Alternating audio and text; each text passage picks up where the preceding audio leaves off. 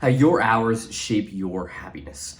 How we spend our time is really big influence on happiness. And when I say happiness, I want to define that first. Is what I mean is making the most of your life, because that's my operational definition of happiness. I don't chase the joy. I don't chase the short-term happiness, but I focus on making the most out of my life, which means giving 100%, doing really cool stuff, and focusing on making a big impact. That's making the most out of my life for me, because my time is non-renewable, so I want to make the most of it. So that's why I'm making this video. So with that being said, you want to identify where your time is going, and you want to stop wasting time. Instead of adding all these systems to get the most out of your time, how about we focus on stop wasting your time and find the majority of where are you spending time that's not productive. It's complete waste. And that's where I found my frustration comes from in the past.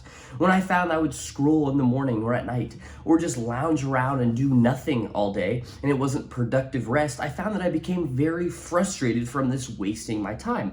Because by wasting this time, I wasn't doing the cool stuff and making the impact I wanted to, and making the most out of my time, as well as I wasn't making the most out of my rest or whatever that may be. And so my frustration was from the wasted time that I was spending. So you want to find what can you say no to in your life, because like I said, it's easier to eliminate rather than adding. Instead of giving you a schedule to add or finding a matrix to add and get the most out of your time, whatever, we want to figure out what can you say no to, because when you say no to things, you can then say yes to the most important things. So it's easier to eliminate before adding. So what in your life can you say no to? For a good example for me was scrolling on Instagram and stuff like that. Don't get me wrong, I still do it from time to time, but it's probably only about 15 minutes a day, as opposed to in the past, it was like 2 or 3 hours of just wasting time on social media. As well as for me, another big thing that I started saying no to was social events that I didn't care about or didn't add value to my life. So that may sound selfish, but I didn't want to go to the bingo nights anymore. I didn't want to go to the drinks with the boys. And again, don't get me wrong, I do some of those things from time to time, but it's when I want to do them. And so I say no to the things that I do not want to do, because if I eliminate them, then I'm only left with the things that I want to do that make the most out of my life and be able to make that impact. And the easiest way for you to find what are you wasting your time on and what you could say no to is track a week. Track a week of your life and you will be baffled at how much waste you have. And so it's as easy as this. You create a 30-minute time block for the whole day, and then you do that over 7 days, and then for every 30 minutes you either label it as waste or productive. And you go through and you will see, and you will be so surprised at how many hours you're wasting. The first time I did this, I had like 20 hours of waste. And this was after I eliminated most of the social media stuff. This was after I had eliminated some of the social stuff. So what I found is I was still wasting time, and it gave me even 20 more hours that I could still focus on doing productive stuff. Once you've identified your time wasters, the second thing you want to do is align your time with your values and priorities. You've realized, okay, these things are waste and I don't want to do them anymore. Now it's time to figure out what can I add to my life that makes me happy, or for my definition of happiness, making the most out of my life. So for me, the frame I think of is what can I add to my life that for me makes me think that I'm making the most out of my time here.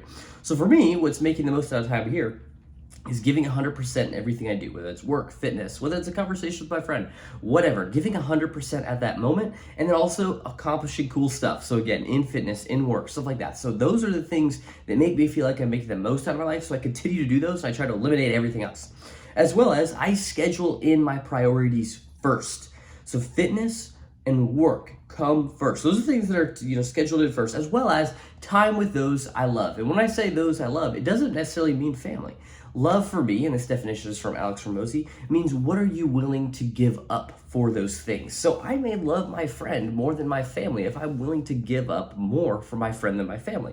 And I'm not saying that's the case. I'm just saying that's an example of that. So again, fitness, work, and time with people I love, they get scheduled in first. And then everything else that might not be as important can get scheduled out around it, or I'll just say no to it if I don't want to do it.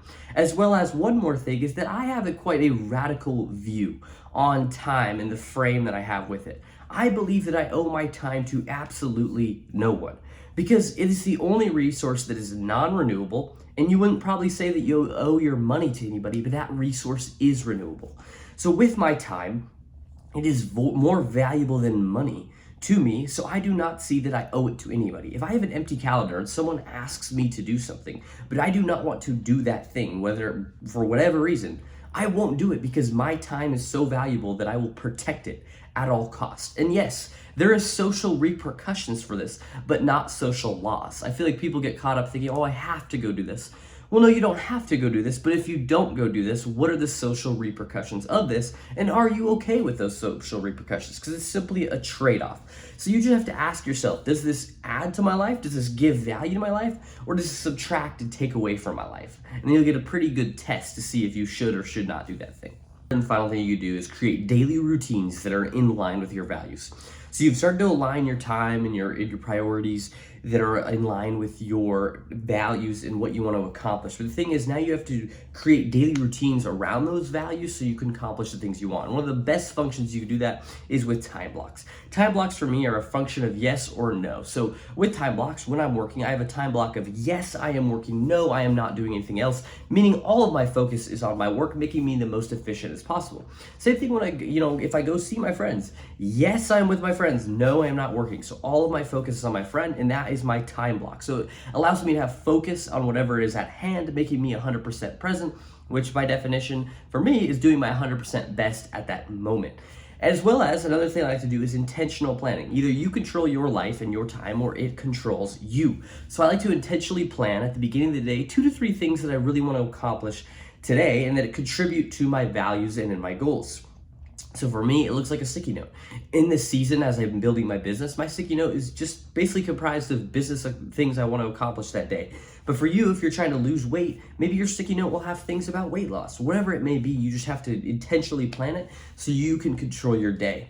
And as you go through these processes, you have to understand what works for you. You may want to go to the social events. Great, then go to them. But you just have to implement and try things that work for you, that allow you to control and build your ideal day. That's the idea behind this, is that if you could make it indistinguishable between your ideal day and the day you live every day, then for me, you're making the most out of your life. And I got that from Hormozy. He says that you build the common factors around your ideal day. So with that being said, my ideal day is going to the gym, working, and then spending time with people I love. So I try to create every day like that. And the best way to find your ideal day is start experimenting with stuff, try different things throughout the day. And at the end of the day, when do you feel at your best? Because for me, I don't feel great getting up to work and going to the gym. But I'll tell you, at the end of the day, I feel very accomplished, I feel very great, and I feel like I make the most out of my time, making me feel happy. And I really like that. So I just try to make my ideal day like that every day.